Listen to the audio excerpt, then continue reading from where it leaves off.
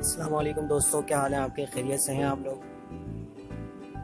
आज हम power house generation के हवाले से पावर हाउस डिपार्टमेंट की बात करते हैं कि ये किस तरह से ऑपरेट और किस तरह से इसका ऑपरेशन किया जाता है। चले आए, मैं आपको थोड़ा इसका ओवरव्यू बताता हूँ।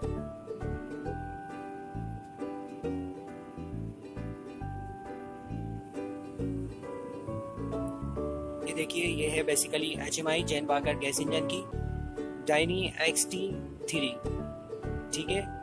और ये इस टाइम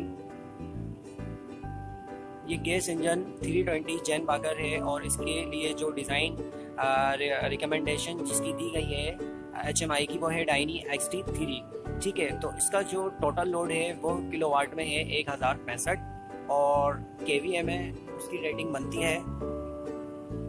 अच्छा जी, KVA में जो इसकी रेटिंग निकाली जाती है वो होती है 1065 डिवाइड बाय 0.85, तो हमारी वैल्यू आ जाती है 1252.9, अप्रॉक्सीमेटली 1253 KVA इसको कहा जा सकता है, ठीक है।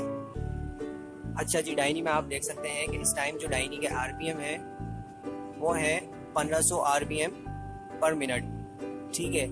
और जी आप देख सकते हैं तमाम चीज़ें बार में कैलकुलेशन, जैकेट और जो ऑयल का प्रेशर है वो आप देख सकते हैं।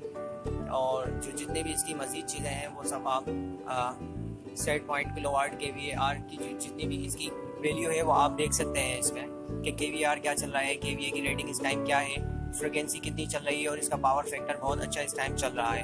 ये सारी चीज़ें आप देख सकते हैं इसमें डायनी में। और इस टाइम ये आइसोलेटेड ऑपरेशन मोड में है। अच्छा जी, इसमें आप देख सकते हैं इस टाइम लोड चल रहा है तकरीबन 720 725, ठीक है। और KVA की रेटिंग तकरीबन 800 790 अप्रॉक्सीमेट आ रही है। और यहाँ देखा जा सकता है कि चूँकि लोड कम है तो इसलिए जो गैस का वॉल है वो भी तकरीबन 29% पर खुला हुआ है और अप्रॉक्स 70-71% इसका ये कह लें कि एयर मिक्सचर है जो कि इसके वॉल को और इसके फंक्शनिंग को बेहतर बनाने के लिए रिलायबल होता है। और गैस कभी भी मुकम्मल तौर पे 100% नहीं आती, 25% to 30% गैस होती है और 70% तकरीबन एयर का रेशो होता है जो मिक्सचर बन के हमारे जेन सेट के लिए रिलायबल रहता है। और ये आप देख सकते हैं बाईपास वॉल इस टाइम 44% पे चल रहा है, ठीक है। और ये ऑयल का प्रेशर चल रहा है, ये तमाम चीज़ें इसमें देखी जा सकती हैं। बाकी टाइम टू टाइम मैं आपको मजीद वीडियो में बताता रहूँगा। अच्छा जी, पावर हाउस में पैनल्स लगे कुछ यूँ इस तरह से दिखाई देते हैं। अब मैं आपको इसकी कम्युनिकेशन जो सिस्टम के साथ की गई है उसके बारे में कुछ बताना चाहूँगा। ये देखिए, ये स्क्रीन है, ये कम्युनिकेट है हमारे जेन सेट के साथ। वही तमाम चीज़ें जो डायनी पर नज़र आ रही थी वो आप यहाँ बखूबी देखी जा सकती हैं और देख सकते हैं। ये देखिए,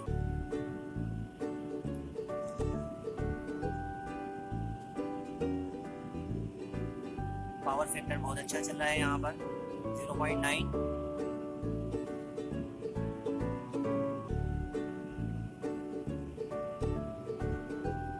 ये 320 जेन सेट का ओवरव्यू है, ये मैं आपको दिखा रहा हूँ। आवाज़ सुनी आ सकती क्योंकि शोर काफ़ी होगा। मैं आपको अंदर से थोड़ा इसका ओवरव्यू दे देता हूँ।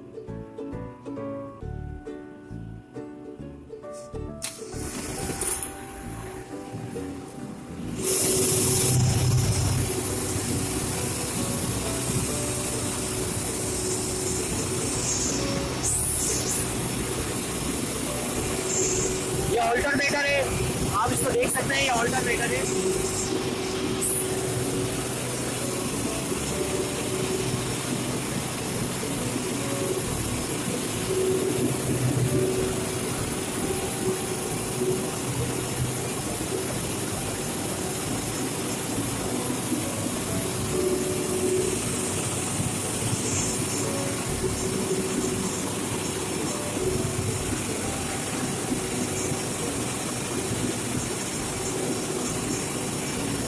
ये टर्बो चार्जर है, टर्बो चार्जर के बारे में मैं आपको बताऊंगा मजीद वीडियो में।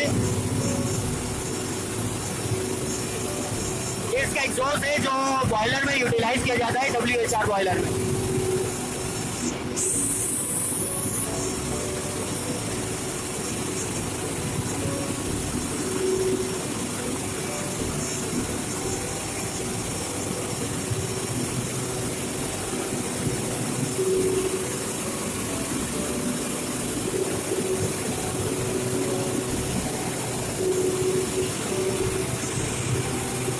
इसका कंट्रोल पैनल है और ये इसका ऑल्टरनेटर है।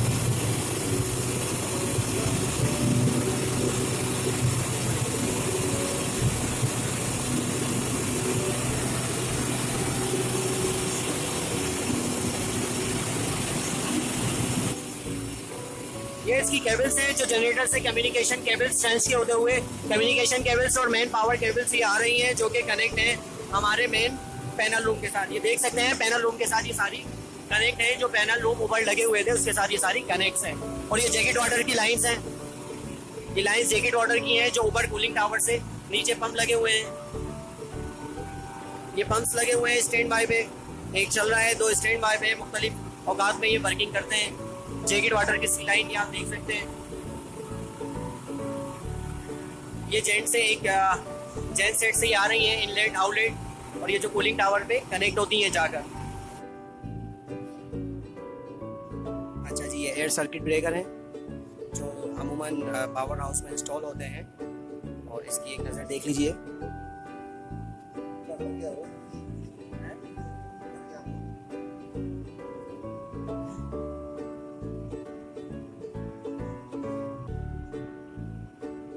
और ये किलोवाट आवर्स के मीटर हैं जो यहाँ से रीडिंग ली जाती है।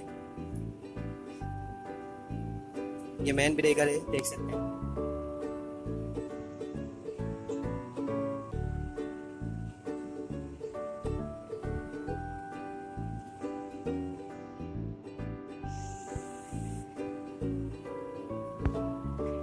किलोवाट मीटर देख सकते हैं। ये तमाम चीज़ें पावर हाउस में इंक्लूड होती हैं।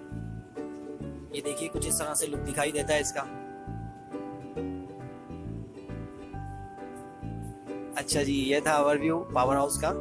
तो आज के लिए इतना काफ़ी है। मज़ीद वीडियोस के लिए और मज़ीद टेक्निकल इन्फॉर्मेशन के लिए मेरा पेज लाइक कीजिए। Thank you very much.